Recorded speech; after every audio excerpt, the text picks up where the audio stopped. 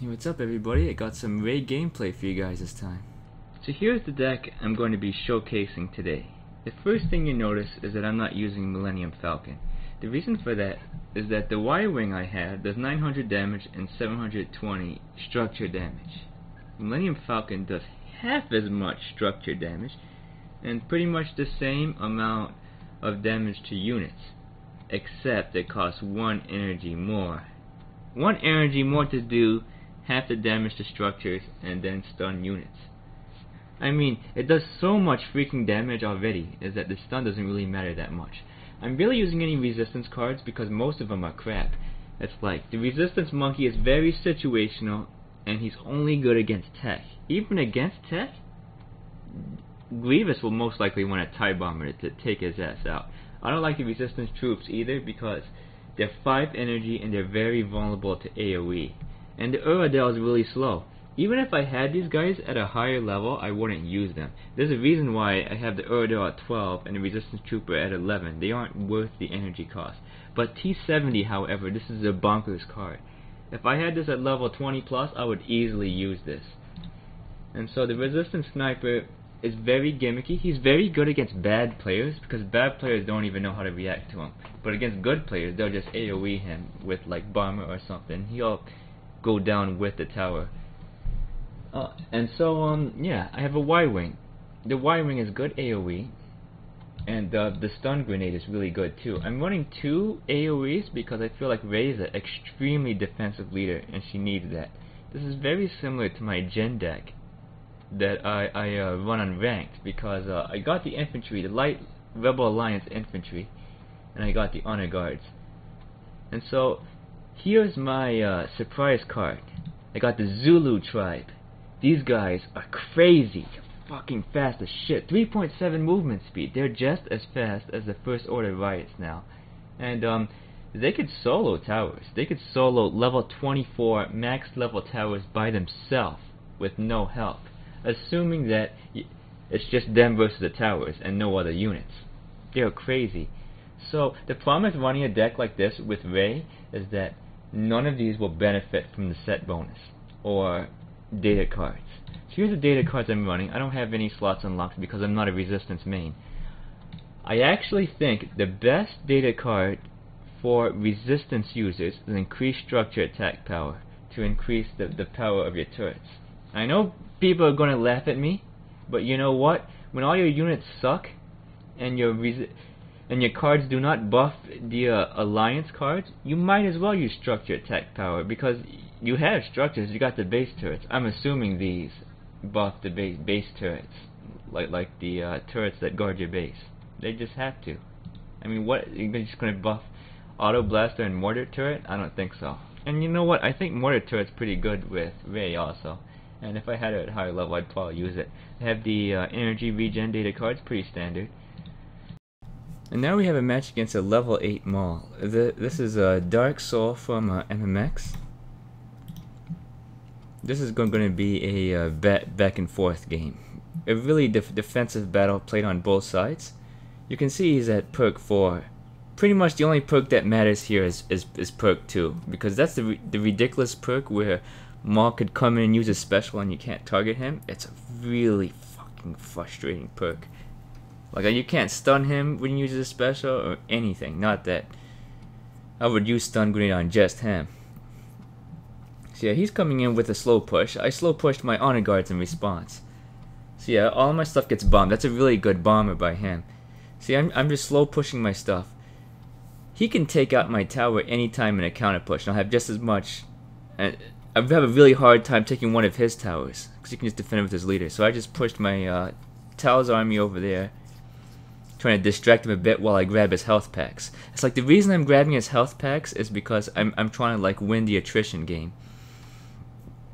And I'm gonna stun the First Order Stormtroopers right there. I feel like one of the best counters for First Order Stormtroopers is actually stun grenade. If you could stun them under your tower would just pick them off one by one while the FO Stormies are stunned. It's a great counter to that. And you see right now he doesn't have any health packs. So what I'm going to try and do now is try and chip away at his health, try and proc his passive, because once I proc his passive and comes back, then I could really kill him and take advantage of that. So I'm slow pushing on that side. I'm not putting anything on right side because I want his units to go closer so I can drop my melee troops right in his face. If you slow push melee troops, they aren't as effective as dropping melee troops right on top of other units. And it's going to be reset. It's because I can't really attack him. So he's got way more firepower than me. He's got a level 8 Maul, and I just have a level 2 Ray with a bunch of cards that aren't resistance. Well, why does that matter? Because, you know, I'm at level 20 Phoenix Squad, but they don't get buffed from the data cards. Data cards only affect cards of the same faction. So the set bonus and the data cards do not affect my troops at all. Not that I have anything in the first place. So he did a mistake. If I was him, I wouldn't play the FO Stormies at all. Because being Ray, it gives me a target to convert. I would only play the first order Stormies if I wasted my special on like Scout Troopers or something. Because I notice he has Scout Troopers there. I would just hold him back in my queue the whole entire game. Because yeah, he lost like half hit points on his tower because as a result of playing the first order Stormies. Like, Ray is a very good defensive leader. It's like you could use her deflect ability to deflect all of the range units and try and bait them out, put them in an unfavorable position pretty much. So he put his unique there. So I'm just gonna like leave it there for a while. I'm not gonna take it out right away. And now he's slowing in with the B1s. Slow push B1s is a waste of 2 energy. B1s alone do not get anything done. That was a mistake right there, because I just couldn't convert all his FO Stormies. And now I go in for the kill while he's distracted.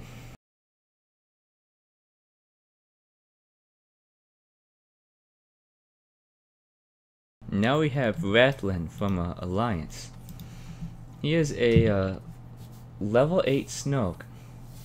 So usually Snoke is he counters Ray from what other people tell me. To be honest, if I was in this situation, level 8 Snoke perk 5 versus a level 2 Ray, I would generate a Ray in like 1.5 minutes. I'm just gonna be real here.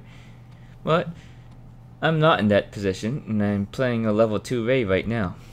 So right now I'm face tanking the Dwarf Spider with Ray.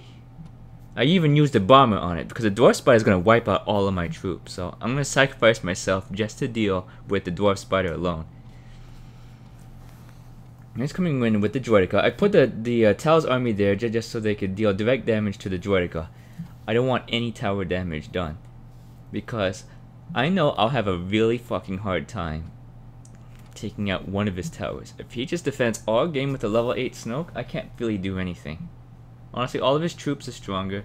All of my troops are fucking slow as hell. I have Pathfinders, Honor Guards, Phoenix Squad. They're all slow units. The only fast units I have are the Tal's army and like the Rebel Troopers. So I put the Honor Guards over there just to block that guy with the knives. That guy's a real fucking asshole. Where he just touches you and you start bleeding. You take heavy duty damage up the butt right there. So I guess he's chilling. He's probably sipping his Kool-Aid and stuff like that, because he's not really doing anything. No action over here. I tried to bomb the Droideka, but I missed. But we all make mistakes. I'm glad the tower took that out right there, because yeah, I was silenced, and you can't sprint when you're silenced, and that's pretty shitty. I feel like Snoke's silence would still allow you to sprint and like jump around and stuff. Maybe like silence like cancels your ability usage, but still allow you to sprint. Like, it's kind of ridiculous. Okay, our levels are pretty even, but his levels are slightly better. But the main difference is that, like I said before, data cards and set bonus don't really buff my units at all, since I'm using like Rebel Alliance stuff. So I'm just split pushing right now. I'm gonna try and get some damage. That's what I'm trying to do. I'm trying to like get like small amounts of damage, and then try and use the Y-wing to get some turret damage. The reason I haven't used Y-Wing yet is because it hasn't been advantageous. I'm trying to like wait for him to slow push something, and then Y-Wing whatever he slow pushes, and then Y-Wing would take out whatever he slow pushes plus deal some turret damage also. So that was a bad move by him. I wouldn't split push the Droideka when I know that my opponent has honor guards and Tal's army. Like, I am paying attention, like seriously. Now he's gonna do the dwarf spider. I think right now I bomb that because I want to get some damage on the dwarf spider. Dwarf spider is really good against my whole army, so I would say that that's the highest threat in his deck. I'm gonna speed it up because nothing really noteworthy happens now. So the main reason for this game, even though it wasn't a win, it's a draw. The main reason is to showcase the defensive capabilities of Rey against overwhelmingly powerful odds.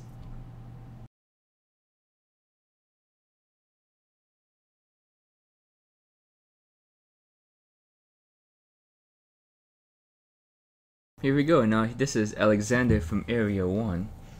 So this is going to be a level 8 Thrawn, perk 4. And Thrawn usually runs a lot of organics, but the reason I'm going to showcase this game is to show how Rey deals with ATST. This guy's deck is very similar to a Shadow's Thrawn, where he's got Price, the Bomber, a few organics, and instead of the Spider, he's using ATST instead. So I see him all the way back there, so I try and bum rush him to get some early damage off cheap. And Rey's pretty good in this matchup because Thrawn will always have something to convert. I see him over there. I put down the Tal's army to try and pick off Price, and I do. I feel that's good. Now you want to be aggressive as you can against Thrawn, because aggressive in like reasonable. Don't be over aggressive. Every time you're over aggressive Von Hooger style, you're just playing cards inefficiently. The reason I say you want to be aggressive on Thrawn because Thrawn's really good at the turtle game. Once his passive is maxed out, he does a ridiculous amount of damage. Like he does more damage than any other ranged leader in the game when his shit is stacked up. So I put some guys over there. I convert his guys and I push the other lane. See, right now I'm just chipping down his turrets. I'm trying to distract him as much as I can because I know he can take out my tower instantly. And since he can take out my tower in one push easily, I want to make sure that I'll distract him when he dies. So that was good right there. I stunned him and then I put the Tal's army on there. I'm making sure Rey is the one tanking because I want my guys to get as much damage as they can on there.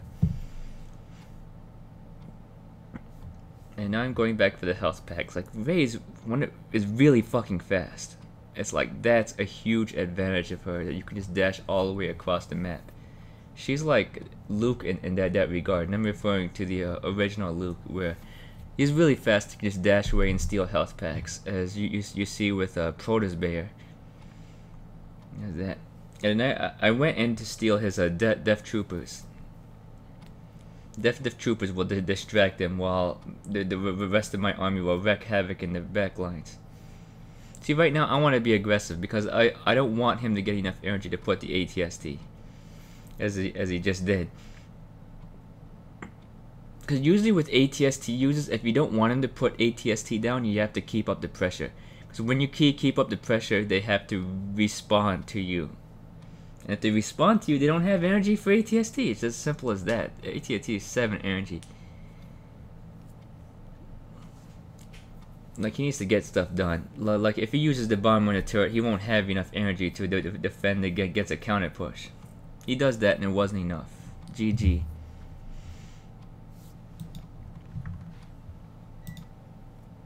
Now we got somebody with a really ridiculous name. It's going to be a light side versus light side match.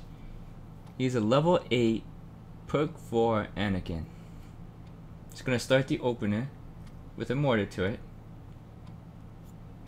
I think this is actually not a bad opener, because if your opponent isn't paying attention or you're just chilling, then you could get some early damage off like that. But unfortunately I was able to punish that. I was ready. And so I'm just gonna grab his health pack right now. I mean, Ray is fast, so I can just grab his health packs without any consequences. I use the Taos army to deal with the Pathfinders. You know, I feel like Ray is substantially stronger versus light side than she is against dark side. Because with dark side, you can run full tech decks, and she'll have nothing to convert. But light side has very heavy infantry, like for example, Pathfinders, Honor Guards, Resistance Troopers. These are all very fucking expensive infantry that she can convert and they'll swing the tides of the game. Like Phoenix Squad is another example. Just converts Phoenix Squad and they just wreak havoc on your opponent. It's like, it's very hard to build a light side deck without the use of any infantry, so. And she could deflect light side infantry. Like have Pathfinder shoot at her resistance troops, she'll just deflect it with her saber. So just converted clones there. There's always something good to convert in a matchup like this. Even though I can't go toe to toe with Anakin, I can distract him while my other troops just shoot him up.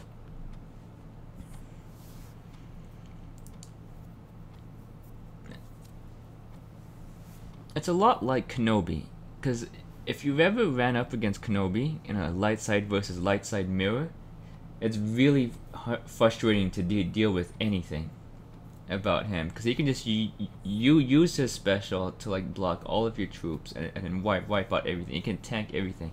Like light side doesn't have that burst that dark side does. They just have strong units. They do have that mortar turret though, apparently. Because Rocket Trooper isn't good enough. You need a 5 energy Rocket Trooper. I never understood why people use that card. And so I'm just swarming him both lanes here. I'm trying to get something done. I know that he'll be able to take out my tower, so I'm just trying to get aggressive. Put some damage done on that middle tower. Put honor guards over there. And right now, I'm going to push the Tao's army really fast, because these guys can take out a tower really fucking fast and make mincemeat out of it. And so I made sure to deploy that like slightly before he died, so it gives me extra time for the Tao's army to take out the turret.